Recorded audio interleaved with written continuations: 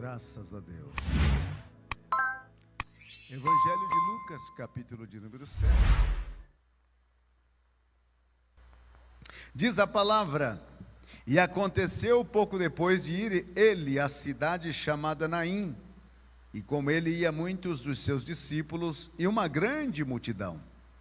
E quando chegou perto da porta da cidade, eis que levava um defunto, filho único de sua mãe, que era viúva, e com ela ia uma grande multidão da cidade. E vendo-a, o Senhor moveu-se de íntima compaixão por ela e disse-lhe: não chores. E chegando-se, tocou o esquife, e os que o levavam pararam. E disse: jovem, eu te digo, levanta-te. E o defunto assentou-se e começou a falar. E entregou-o à sua mãe. E de todos se apoderou o temor e glorificavam a Deus, dizendo: um grande profeta se levantou entre nós, e Deus visitou o seu povo. Abancai-vos, por favor. Graças a Deus. Nesta noite, meus irmãos, nós temos aqui um texto bíblico de um funeral, um cortejo fúnebre. Você já viu estes cortejos? E quem sabe você até já acompanhou algum destes cortejos, levando, quem sabe, um amigo, um parente ou um familiar bem próximo. É um momento traumático, um momento muito triste, principalmente com aqueles que têm uma conexão direta, como aquele que está sendo levado. Quem ainda não experimentou algo semelhante a isto, não sabe realmente a ferida profunda que parece não querer sarar quando há uma perca como esta.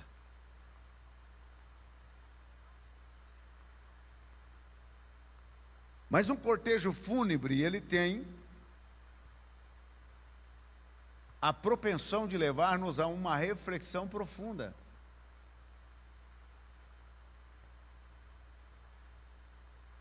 Porque isso também nos diz que um dia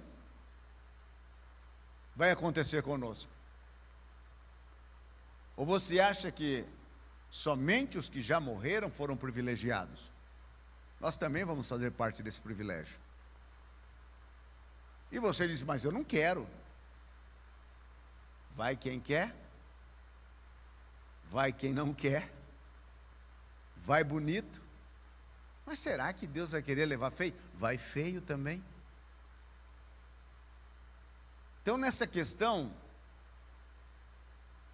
a morte é democrática, e graças a Deus que ela não é brasileira, porque aquela morte brasileira do caceta e planeta, tinha como você comprar ela.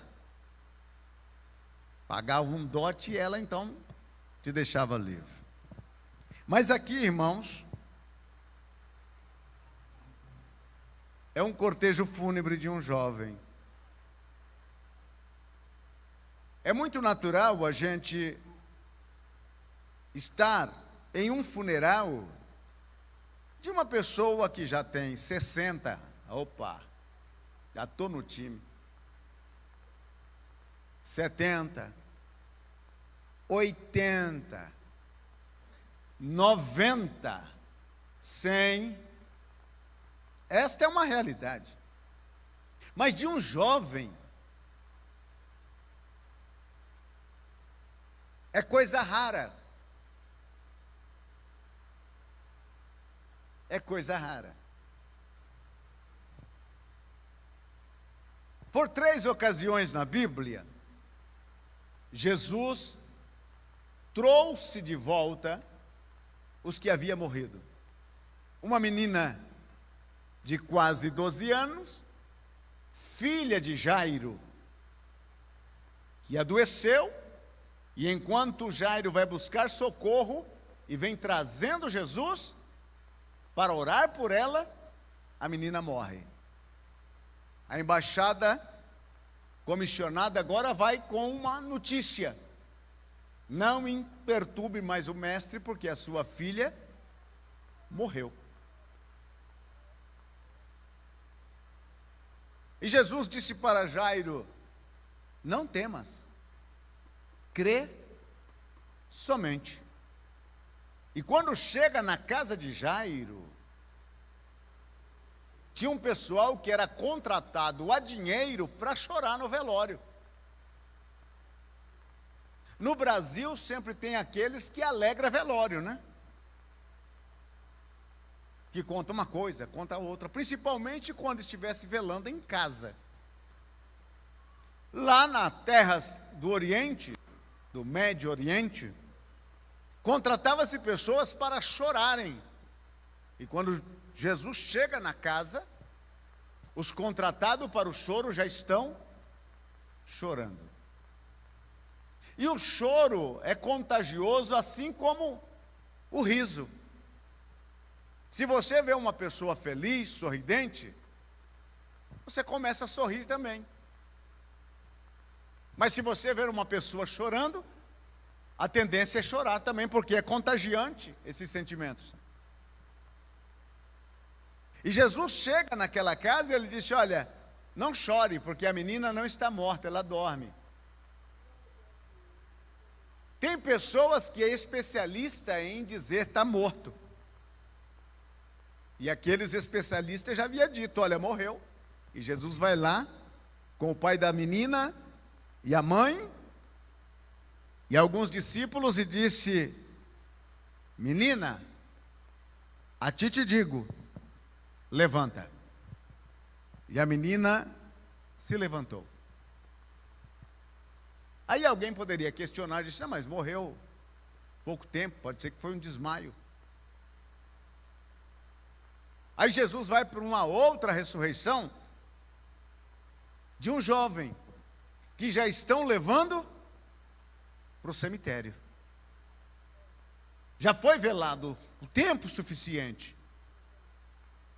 Já passou as 24 horas e o jovem não voltou. Então realmente ele morreu. Já estão levando. E Jesus o ressuscita. Mas havia naquela época umas certas teorias de que a alma ficava dando volta. Até hoje tem isso, essas almas penadas que ficam dando volta. A alma penada deve ser a alma de galinha, que é com pena.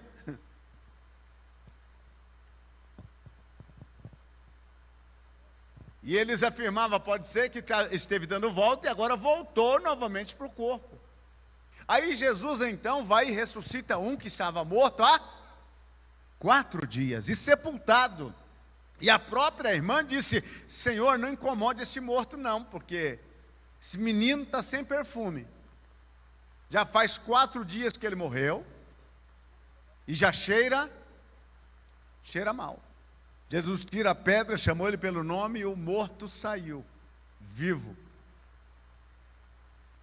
Isso é o que? Jesus queria dar uma prova incontestável de que ele tem o poder de falar com o morto, e o morto ouve e obedece. Era isso que ele estava dando como prova. Ele é o Senhor da vida. Ele é o Senhor da vida. A morte, ela é o final de todas as possibilidades que poderia haver entre os vivos. A morte é um momento triste para os familiares, para os amigos. A morte também é o último inimigo a ser vencido. Sabe como você vai vencer a morte? Esta é uma revelação direta do trono, que eu vou dizer para você pelo preço da mesma oferta que você deu nesta noite. Você vai vencer a morte morrendo. Não, mas eu não gostei. Eu pensei que ia pegar a morte, dar um pescoção nela, jogar ela morta e beleza. Não, você vai vencer a morte morrendo. Assim como Jesus venceu a morte. Como ele venceu a morte? Morrendo. Porque ao terceiro dia ele ressuscitou, provando para a morte que a morte não tem poder sobre ele. E como eu vou vencer a morte? O dia que você morrer, você venceu a morte. Porque a morte não vai poder matá-lo para sempre, mas somente o teu corpo morrerá e você continuará vivo e vivo eternamente. Aleluia. De que doença morreu aquele rapaz?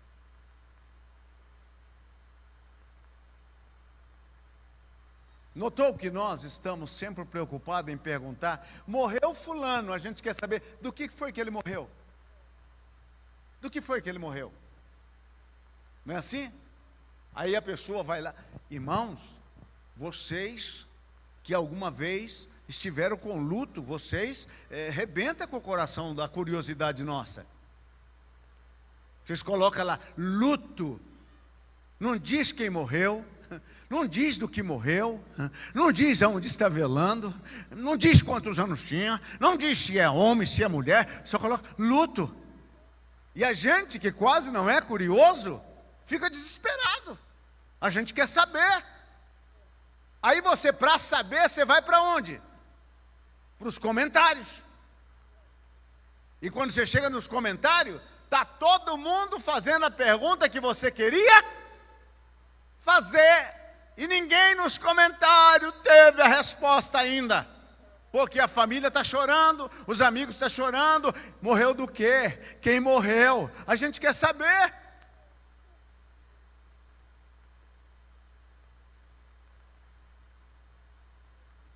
Do que morreu aquele rapaz? Não sei. Ele morreu de morte. Perguntaram para um velhinho qual era o segredo, né? Dele estar vivo com 100 anos. Ele disse: é só não morrer. Qual é o seu segredo para estar vivo até hoje? Só não morrer, meu irmão. Continua vivo. Diga para o seu irmão: continue vivo. Se ele não disse nada, ficou impávido, dá um beliscão nele para saber se ele está vivo mesmo.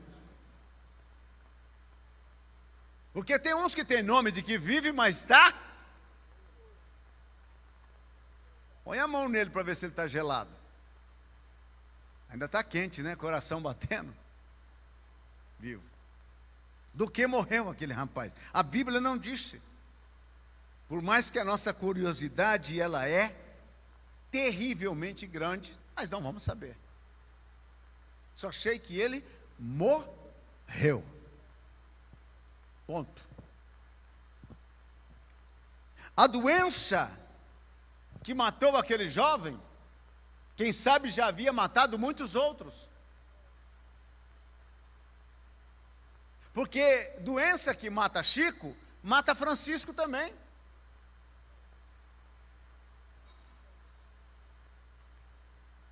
Muitos dos nossos jovens estão mortos. Mortos vivos. Tem nome de que vive, mas morreu. É possível estar morto, vivo? Um morto, cambaleante, perambulando. Uma pessoa que não tem objetivo de vida, não tem propósito para viver, não tem ambição. Uma pessoa que consegue ficar uma madrugada inteira jogando, quase que eu digo fliperama, mas isso é da minha época, né? e dormir no outro dia até as 3 da tarde, ele está morto. Morreu.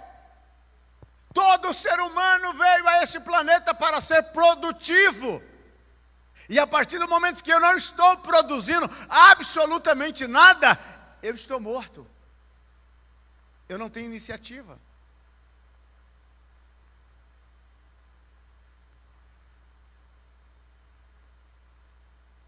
Muitos dos nossos jovens estão mortos. São jovens indo diretamente para o mundo dos mortos, passando por esta vida sem qualquer objetivo de viver. E tem umas meninas que ainda se engraçam com esse tipo de jovem. Aí é 2 mortos, ele e ela, porque morte também pega.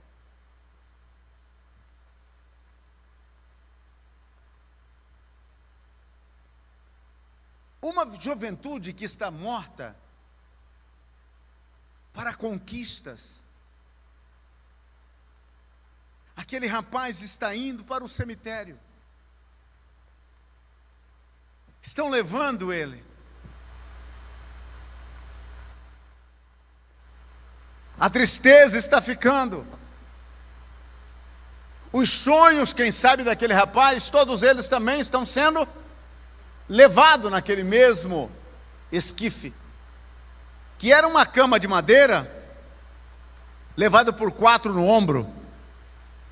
Se enrolava o cadáver com faixas e um lençol de linho e colocava sobre aquela cama, e então colocava no ombro. Você já deve ter visto um vídeo na internet, lá na África, o pessoal levando o caixão de alguém nos ombros e eles vão dançando. Você já deve ter visto. Desse jovem era uma cama. Não havia dança, havia tristeza. E aí então vão levando ele para o cemitério. E junto com ele vai levando também os seus sonhos, as suas possibilidades. Aquele jovem está morrendo, e com ele morre o sonho de ser um esposo, um pai. Aquele jovem está sendo levado para o cemitério, e com ele está sendo levado também um profissional, um estudante. Quem sabe alguém sonhando a ser um médico, para curar outros da enfermidade. Nesta pandemia que ceifou várias pessoas, muitos jovens se levantou e despertou e disseram: vou vestir o avental branco e vou para a medicina. Eu quero ajudar a salvar as vidas que estão levando-se para os cemitérios. Esse jovem está sendo levado com todos os seus sonhos, com todas as suas possibilidades. Ali também está sendo sepultado com ele, indo ao cemitério, a etapa mais vibrante da vida, porque é a etapa mais gostosa de viver. Não é a etapa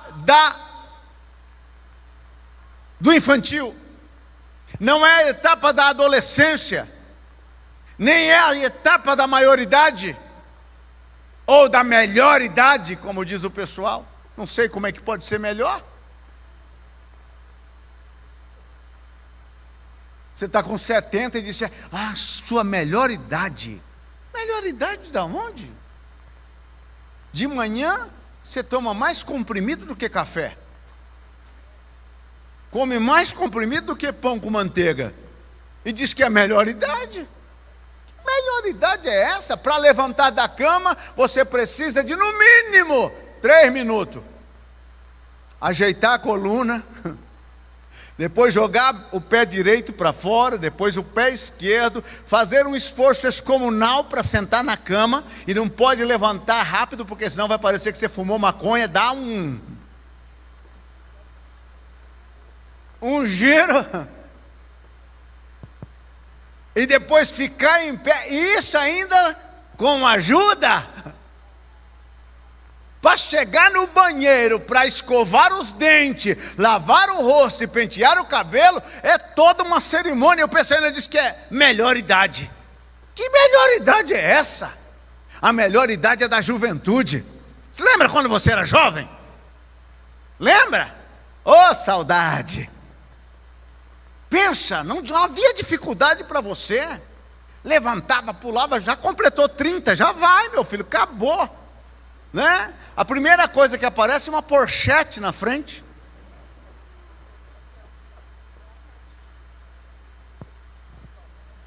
Mas na juventude é uma bênção. Você tem força, você tem ânimo, você gosta da vida, seus hormônios estão fluidos, a sua alma está cheia de vida, o seu coração palpita com força, uma alegria. Este jovem está sendo ceifado na melhor etapa da vida dele. Que tristeza. Agora eu já vivi bastante, 60, já estou cansado. Fui tentar fazer algumas coisas diferentes esse final de semana, pregando em 2 lugares. Senti que eu já não estou mais para esse tipo de coisa. Está dando cãibra até na língua já. Então o negócio não está muito fácil. E eu me lembro que eu pregava 5 horas sem parar, quando eu tinha 18. Oh, saudade, 19, 20 anos. 20 anos, irmãos. Eu queria pegar o capeta pelo pescoço. Hoje, qualquer demôniozinho magrelo está me fazendo correr. Então as coisas vão mudando. Por isso que a Bíblia disse: lembra-te do teu Criador no dia da tua mocidade, para que quando chegar aos 60, os 30, os 40, os 50, não venha dizer: não tenho contentamento neles. Esse jovem está sendo ceifado no melhor da sua vida. Parece até uma injustiça, não parece? Parece uma injustiça. Como assim? Melhor da vida vai ser ceifado, vai ser sepultado.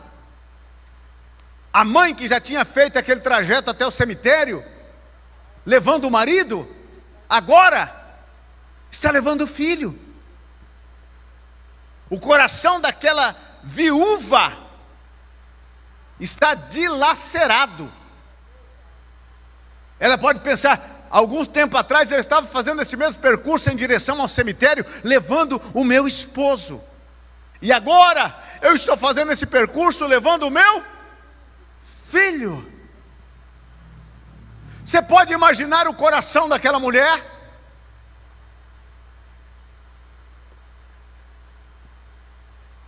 Graças a Deus que numa hora dessa a gente sempre tem amigos. Uns amigos que vai certificar se você morreu mesmo, e outros que vão lá para poder tentar te consolar. E a viúva tinha muitos amigos, porque a Bíblia disse que era uma multidão que estava acompanhando. Pois bem, aquele jovem, ele era bem relacionado, porque você já foi em velório e você sabe o que eu vou dizer agora. Muitas vezes morre o sujeito e nem os familiares ficam no velório. Parece aquele time de futebol de salão. 5 de um lado, 5 do outro e nada mais. Mas quando morre uma pessoa bem relacionada, como que é a receptividade? Aparece bastante gente. Muita gente. Esse jovem era bem relacionado. Sua mãe era bem relacionada. Uma multidão está acompanhando. Uma multidão está acompanhando.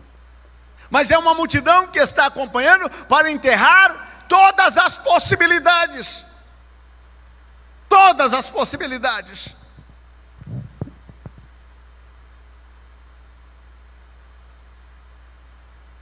Assim como este jovem, nós encontramos hoje uma juventude morrendo, sendo levada.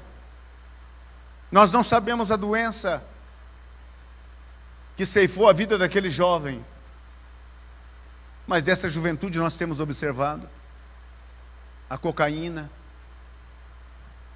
a maconha, a LSD, as noitadas, os roubos, as mentiras, a perversão em todas as áreas, está matando a nossa juventude. São jovens que prometia tanto e estão entregando tão pouco. É uma juventude sem orientação, sem desejos, sem iniciativa. E assim como aqueles 4 levavam o corpo do jovem, assim existem meios que estão levando os nossos jovens. Não para o enterro físico, mas para o enterro espiritual.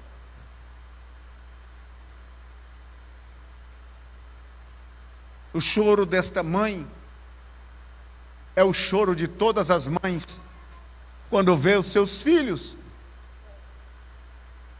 no mundo da miséria, da desgraça, porque ninguém gerou um filho para morrer.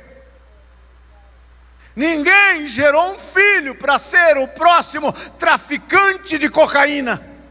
Ninguém gerou uma filha para ser a próxima prostituta da cidade. Isso tem feito as mães chorar, os pais chorarem. O desejo daquelas mãos que embalou o berço pela primeira vez será um grande homem, será uma grande mulher, será alguém que realmente vai fazer a diferença nessa nação, vai mudar prognóstico, vai trazer vidas para a presença daquele que é Senhor de tudo. Mas ao contrário, as mães estão chorando, assim como esta mãe, andando atrás do cortejo fúnebre dos seus filhos e dizendo: onde está o meu filho? Onde está a minha filha? Tive tantos sonhos com eles, desejei que eles fossem muitas coisas. Onde estão eles? O que estão fazendo?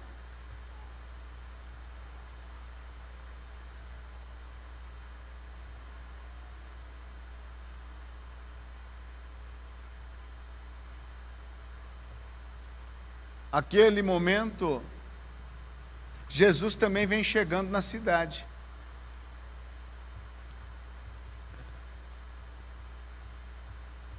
Se eu fosse uma pessoa que acreditava na sorte, eu ia dizer: que jovem de sorte. Ele está indo para o cemitério e Jesus está chegando na cidade. Como não existe sorte, o destino do homem é traçado por Deus. Os pontos mais salientes da tua vida, não foi você que agendou. Os momentos mais esplêndidos que você já teve até hoje, não foi você que organizou. Há uma mente sábia na eternidade que anotou estes momentos.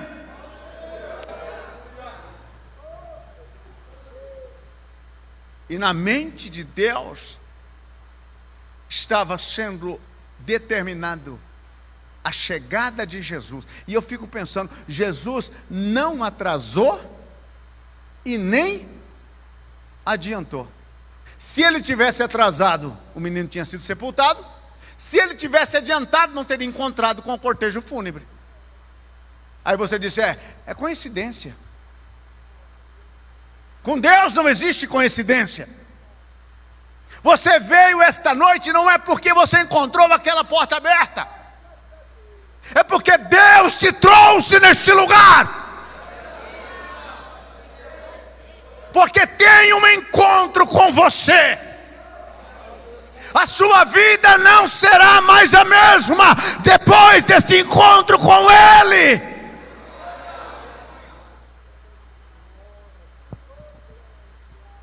Encontraram na entrada da cidade.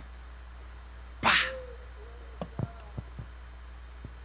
E Jesus, que é um observador por excelência, notou que entre a multidão que vinham acompanhando o cortejo fúnebre, havia uma senhora que chorava desesperadamente. Você não sabe o que é enterrar um filho, e nem desejo que você venha saber o que é isso. A dor é de dilacerar o coração. E Jesus chega onde está ela. A palavra de consolo que Jesus disse é: não chores. O motivo de chorar para todos nós é a morte. Como que você vai dizer para alguém que perdeu um ente querido: não chore? O único que tem o poder de dizer a você e a mim para não chorar é o dono da vida. Se Ele disse não chore, é porque Ele sabe o que vai fazer. Você tem chorado pelo teu filho, pela tua filha, mas o Senhor me autoriza a dizer a você: não chore, porque eu sei o que eu vou fazer com ele. Ele tem essa autoridade. A mulher poderia dizer: como que eu não vou chorar, Senhor? É tudo que eu tenho. Vai ficar somente eu. O Senhor manda eu não chorar. Ai, Jesus disse: não chore. Não chore. As mulheres, elas têm um motivo para chorar, elas são emotivas. E o convencimento da mulher não é na palavra, é na lágrima. Ela começa a chorar, você dá o cartão e mais R$50. Eu queria aquele sapato. Dá para você comprar aquele? Não vou comprar. Dá para você comprar? Não. Lembra o Sansão, um homem forte com fraqueza por mulheres. Um homem que arrancou a porta da cidade, jogou nas costas e saiu com ela. Um homem que matou 1000 filisteus. Mas a primeira esposa dele o sufocou, dizendo: conta para mim qual é esse enigma. E ele não contou, e ela ficou insistindo e começou a chorar, ao ponto que ele não suportou mais e contou. Com Dalila também foi da mesma forma. Mulheres, tampem o ouvido para não ouvir o que eu vou dizer agora. Nós homens devemos tomar uma vacina contra choro feminino.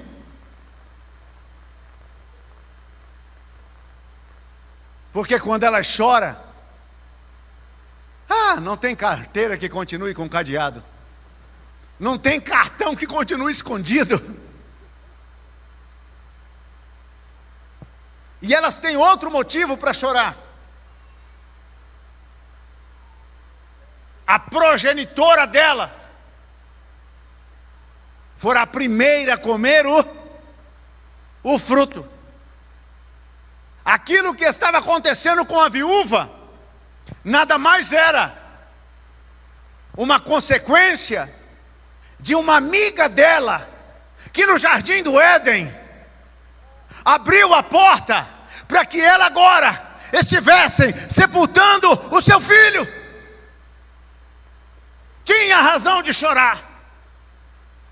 Mas antes da gente crucificar ela, antes da gente trancafiar ela numa cárcere e jogar a chave fora, o Criador disse: e porém inimizade entre a mulher e a serpente.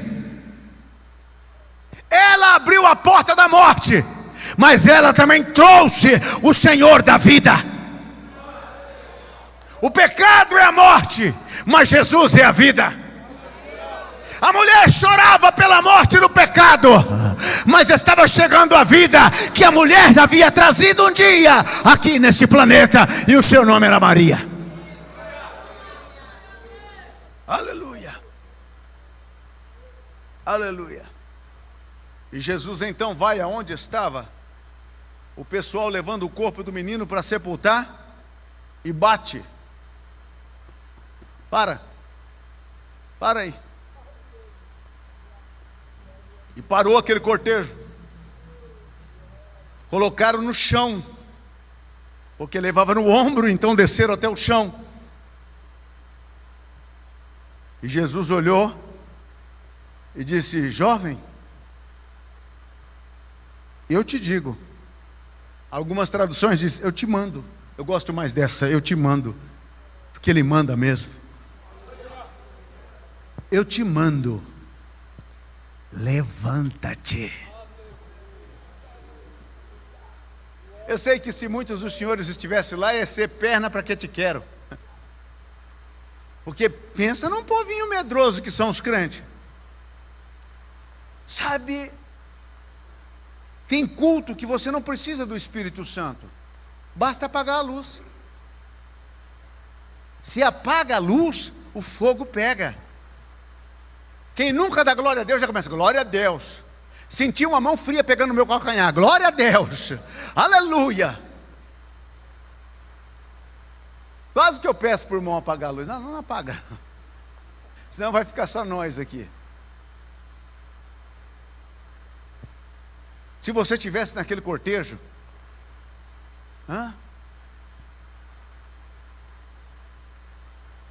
Jesus disse: levanta. E a Bíblia disse que o rapaz levantou. Ele é o único que fala com o morto, e o morto... Você já falou com o morto? Quantas vezes a gente vê os familiares lá: oh, por que você foi? Oh, meu querido, tanto que eu te amo. Ele nem está ouvindo. Ele está em outro departamento, em outra dimensão. Eu nunca fui lá, mas quando eu for, eu volto a dizer para você como é. Dia 13, sexta-feira, meia-noite, eu chego lá e falo: olha, é assim, assim, assim. Mas aquele que está no caixão não ouve. Acabou, a vida dele aqui cessou. Porque eu não sou o Senhor da vida, mas o Senhor da vida fala com o morto. O morto não somente ouve e obedece. Ouve e obedece. E nesta noite o Senhor da vida fala no teu ouvido, jovem. Fala no teu subconsciente, na tua alma. Jovem, levanta. Levanta, jovem. O Senhor da vida chegou na vida morta daquele jovem e falou com ele. E ele levantou. Eu não sei o que está morto na sua vida. Quem sabe os seus sonhos, seus projetos, seus desejos, seus anelos, uma esperança que você tinha e não aconteceu.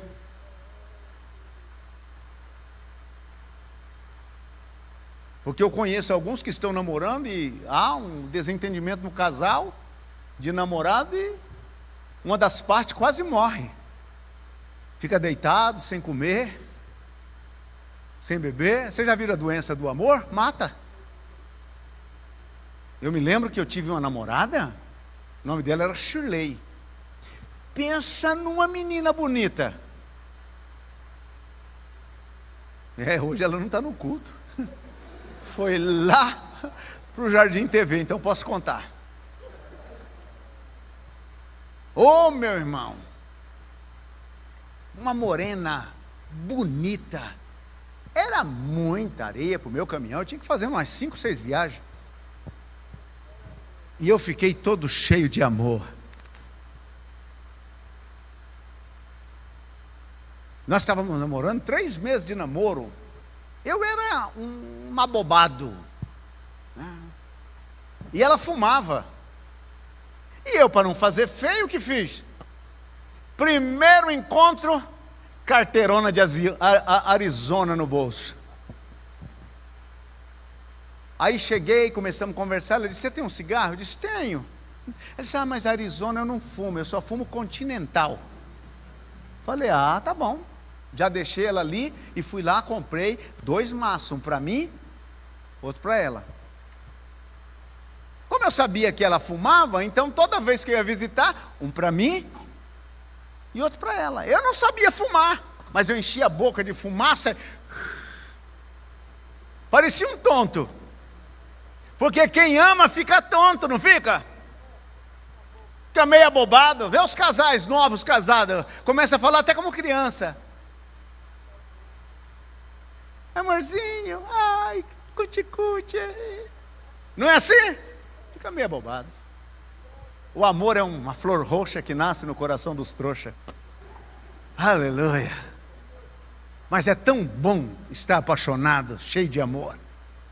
Como é bom. Vocês que ainda não se apaixonaram, por favor, se belisque aí. Vai ficar com 300 anos sem se apaixonar? Dá um jeito. E sabe, meus irmãos, com 3 meses de namoro, eu fiquei viciado no cigarro. E ela me deixou. E eu, além de ter perdido a menina, ainda fiquei viciado. Pensa num caipora. Pensa num sujeito que fumava. Parecia uma Maria Fumaça. Aí, de raiva, cheio de amor, comecei a emagrecer. Fui ficando seco.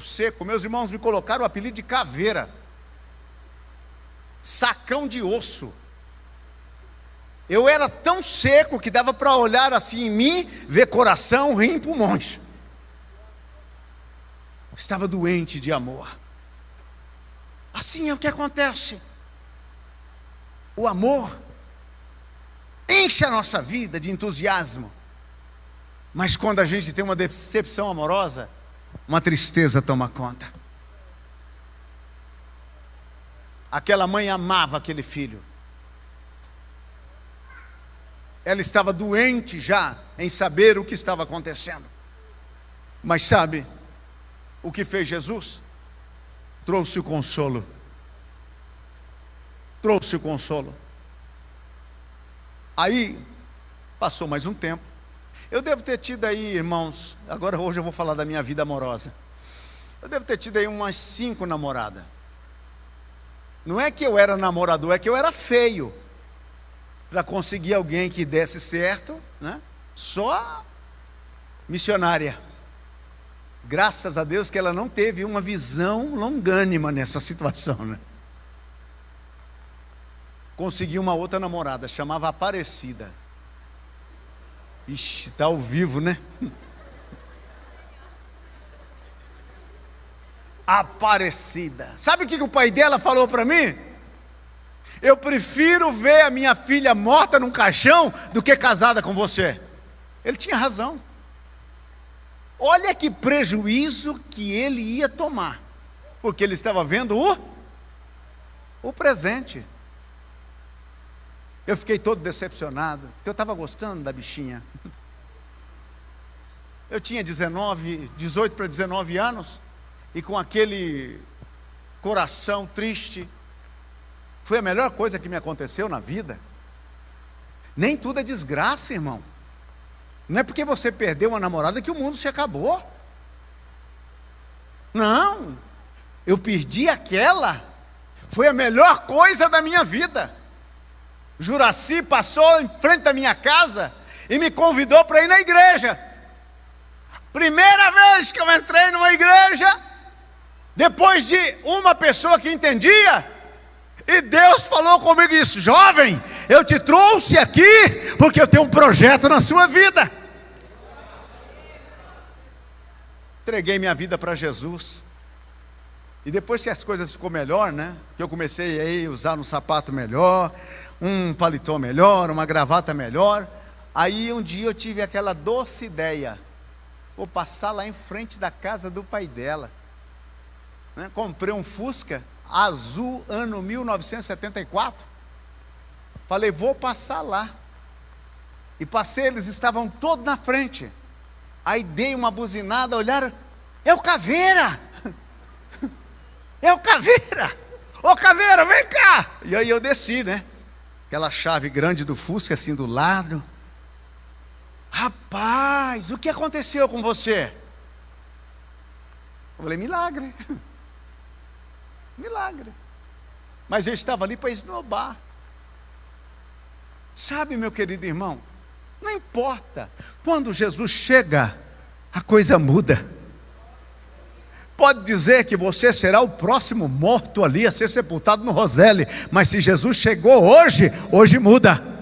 A vida chega e a vida muda. A vida chega e a vida transforma. A vida chega e a vida faz aquilo que a morte fez ao contrário.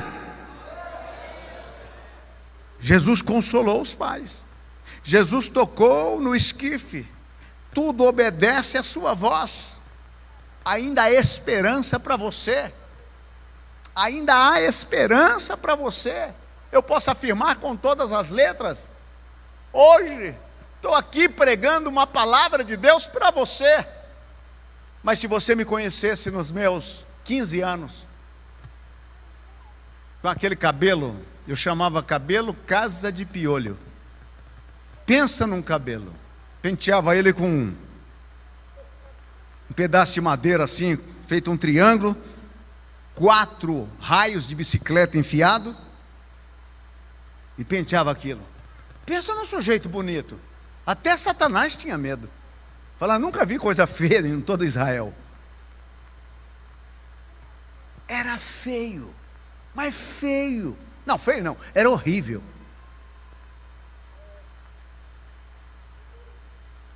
Se você me conhecesse naquela época, e depois Deus trouxesse você hoje, você ia dizer, milagre. Pois é, milagre. É isso que ele faz. Eu tinha tudo para estar sendo levado ao cemitério da morte, mas ele veio, ele chegou. E eu que estava ali já sentenciado, e o diabo dizendo, este é meu, e boi não lambe, porque se lambeu corta a língua dele. Jesus chegou e disse, não, você não é dele, você é meu. Mudou a minha história, mudou a minha vida, mudou tudo que você possa imaginar. Até bonito eu fiquei. Eu olho no espelho e não acredito que eu sou tão bonito como sou. Eu tenho que me valorizar, porque se ninguém me valoriza. Agora se você começa a declarar diante do espelho, tão feio sou, até a esposa vai embora. Então olhe para você e diz, você é bonito. Você é tão bonito que o Espírito Santo habita em você, mora no seu coração. Aleluia. Ele mudou tudo. Mudou tudo. Eu estou lutando a Deus para trazer um dos meus irmãos aqui, o caçula, Silvio de Souza. Não é Silvio Santos, não, Silvio de Souza. Eu queria que ele viesse aqui. Ele é a minha fotocópia quando eu era transgressor. Aí você vai olhar para ele, e vai olhar para mim, e vai olhar para ele, e vai olhar para mim, e você vai dizer, não acredito. Não, é muita diferença. Porque o meu sepultamento estava marcado, e eu ia, como aquele jovem. Mas Jesus encontrou a minha vida, mudou a minha história. Ainda há esperança para você. Na última hora, ainda que estejam levando o seu caixão com você dentro, ainda há esperança para você. Jesus pode tocar o esquife, pode parar o cortejo, pode mandar baixar o defunto, e pode chamá-lo e dizer, levanta daí. Quem sabe já escreveram até a lápide para a cabeceira da tua cova, mas Jesus está mandando apagar hoje. Apaga isso daí, não é isso que vai escrever, não é essa data, não é este momento. Eu tenho algo extraordinário para ele, ainda que esteja em estado de morte, vai levantar, porque vai ouvir a voz da vida, e a voz da vida disse: levanta. Jesus te levanta desta cova. Jesus te levanta deste estado. Jesus te levanta. O diabo te derruba, mas Jesus te levanta. Os vícios te derrubam, mas Jesus te levanta. Jesus te levanta. Você tem toda a possibilidade de ser aquilo que Deus projetou que você seja. É só um acidente de percurso. Ele te levanta hoje. Ele te põe de pé hoje. Interessante que ele chama: jovem, levanta. Chama: jovem, levanta. Ele poderia passar desapercebido. Jesus é a pessoa mais importante do universo. E também naqueles dias era a pessoa mais importante. E se preocupar com o velório? Não, ele poderia passar bem longe. E para aqueles que tinham função espiritual, era proibido eles se aproximar até de um morto. Jesus tocou no esquife. Era proibido eles aproximarem de um leproso. Jesus tocou no leproso. Por quê? Aquele que fez o universo se preocupa com todos. Você não é mais um. Você é um projeto único, definido por Deus. Sou mais um crente, pastor. Não, você não é mais um crente. Você é o crente. Sou mais um membro. Não, você não é mais um membro. Você é o membro. Ah, Jesus não olha para mim. Esquece. Os olhares dele estão sobre você, sobre a tua vida, sobre as tuas conquistas, sobre as tuas derrotas, sobre as tuas lágrimas, sobre as tuas dores. Os olhos dele te vê, e ele disse a você: levanta. Ele te chama. Ele quer acabar com o clima de velório na tua vida. Ele quer acabar com isso. Ele quer te tirar da cova e dizer para você que o projeto dele continua. A Bíblia disse que este milagre causou uma comoção, mas uma comoção. O povo se alegrou. O que Deus vai fazer na sua vida, seus vizinhos vão se assustar. Aqueles que até te desprezaram um dia vão dizer: não é possível. Não é possível. Ele vai dizer: levanta. Levanta para uma nova etapa, levanta para uma nova possibilidade, levanta para uma porta que se abre, levanta para uma carreira profissional que começa, levante para um sonho ministerial que nasce no seu coração. Levanta. Levanta. Quem sabe você estava indo para o cemitério, mas você ouviu a voz dele, você vai levantar. E você vai conduzir muitos outros que estavam no mesmo caminho que você, agora para a presença dele. Mas será que ele vai lembrar de mim, pastor? Um pobretão, um sem futuro, sem nada. Meu amigo, ele lembrou de mim. Numa favela, à beira de um córregozinho fedorento. Ele foi lá e mudou a minha história. E com você não será diferente. Não importa onde você está, Ele está te procurando. E se você der uma oportunidade a Ele, uma única oportunidade a Ele, se você nesta noite apenas dizer: eu te recebo na minha vida, você vai ver o que Ele pode fazer com você, o que Ele quer fazer com você.